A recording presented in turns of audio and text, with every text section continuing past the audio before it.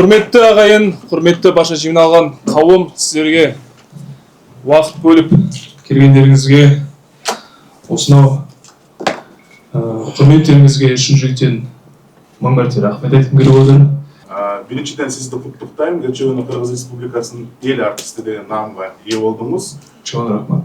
Ушул нам сіз үшін қандай маңызы бар, жана азыр қандай сезім болып жатат? Екінші, мына жаныңызда ома турат, эми ушул Кыргыз Республикасынын эл артисти болгондон кийин кандайдыр бир кыргыз артисттер менен, ырчылар менен совместный бир кандайдыр бир ыр аранжировка менен чыгарганга пландар барбы? Сурооңузга көптөн көп рахмет. Эң алдымен мен осы сәтті пайдаланып, Садыр ағамызга, президент мырзаға шын жүректен рахмет айткым келет. Жалпы әр нәрсенің қайыры болады дейді. Мен өз басым әнші адам есебінде кешегі берілген сыйлық, ол қырғыз халқының қазақ халқына деген ағайындық құрметі деп қабылдадым. Бауырлық құрметі деп қабылдадым. Сол себептен ол менің тек қана жеке басыма тән, жеке басыма ғана арналған сыйлық деп айтуға ертерек деп ойлаймын.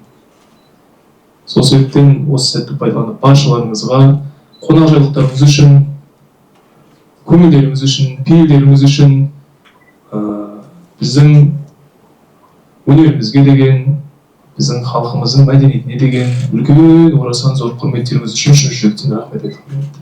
Скажите, пожалуйста, когда нам ждать большого концерта у нас в Кыргызстане и какие проекты с Игорем Крутым у вас впереди? Спасибо.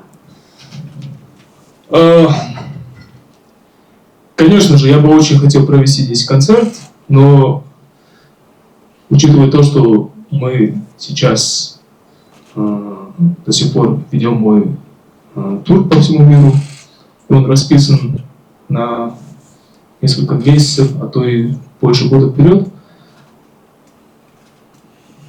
наверное, следующую программу привезем. Посмотрим. Әрине, армандарым өте көп. Ең бастысы арманым, ол кішкене қазіргі таңда білмеймін қалай естілетінін, сәл-сәл лозунг секілді естілуі мүмкін. Бірақ менің жас жүрегім әлемде тепе-теңдікті, әлемде бейбітшілікті, сәбилердің жыламаған күні келер деген арманым әлі күнге менің жүрегімді әуелетіп жүр. Сол себептен үлкендер болып, сіз болып, біз болып, бір-бірімізге деген ынтымақ, риясыз махаббатымызды, ынтымақтастығымызды дәлелдей берейік, көрсете берейік, бір-бірімізді қолдап жүре берейік, халық пен халықтың арасында ешқашанда араздастыққа жол бермейік.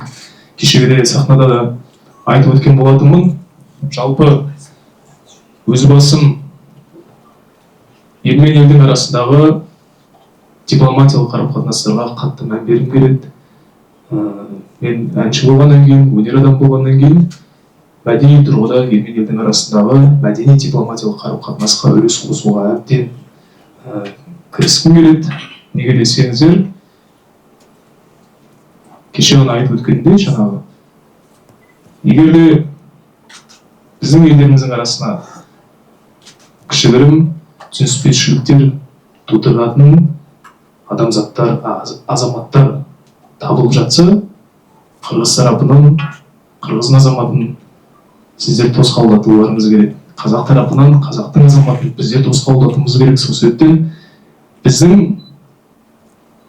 қырғыз халқы, біздің қазақ халқы қырғыздың зарын мұңдап, қырғыз халқы қазақтың зарын мұңдап, қырғыз халқы қазақтың қуанышына ортақтасып, қазақ халқы қырғыздың қуанышына ортақтасып, бір-біріміздің шаш бауымызды көтеріп жүре беретін күндеріміз көп болғай деп тілеймін.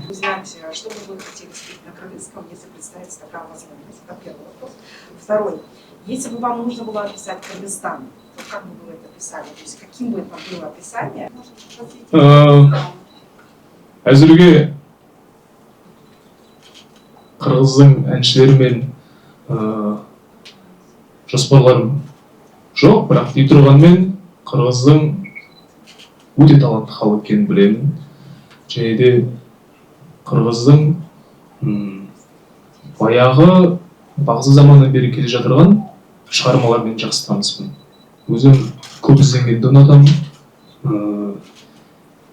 Музыкант болғаннан кейін, әнші болғаннан кейін, осы салада 26 жылдан бері дәріс алып, қызметте жүргеннен кейін барлық жағынан хабардар болуға тырысамын. Сол себептен қырғызша менің өзім ерекше жақсы көретін шығармам «Күйдім жоқ» деп аталады.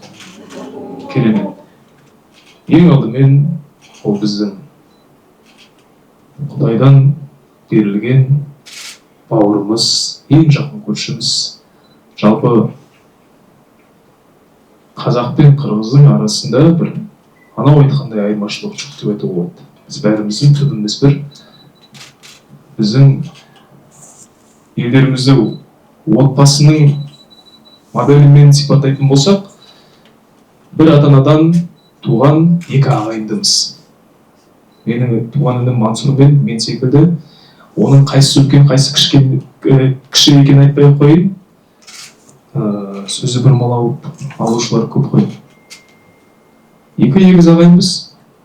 Сол себептен қазақ халқын қаншалықты жақсы көремін, қандай қасиеттері үшін жақсы көремін, сол қасиеттерді қырғыз халқынан да көріп жүргенім бар. Biz barımız biliriz, uşul sizdin çoğun el aralık dengedeki жеңген bir el aralık dengedeki festivallarınızdan алғашқысы болған деп айтылып жүреді. Анан ушул Мекин Азия сиздин чыгармачылыгыңызда канчалык орду бар?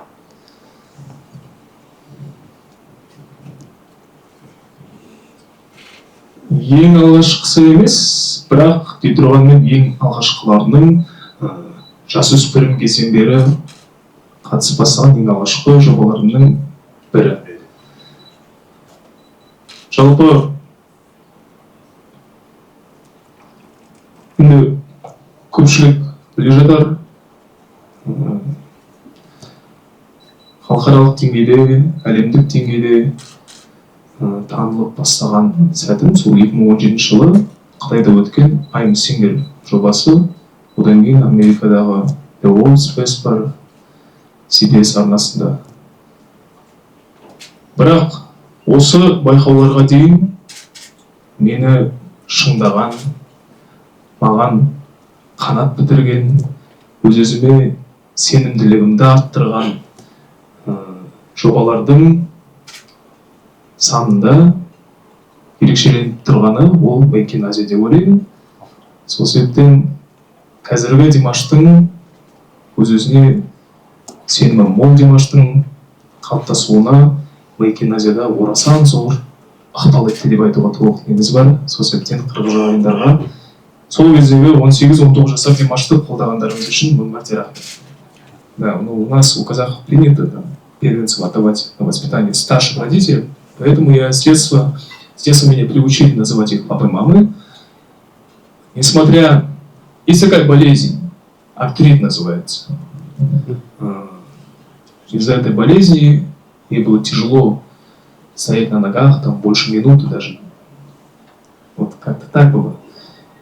Несмотря на это, она каждый день пешочком, иногда на автобусе, возила меня в музыкальную школу, где я обучался игре на фортепиано, занимался пением, сольфеджио, хор, ну там по стандарту.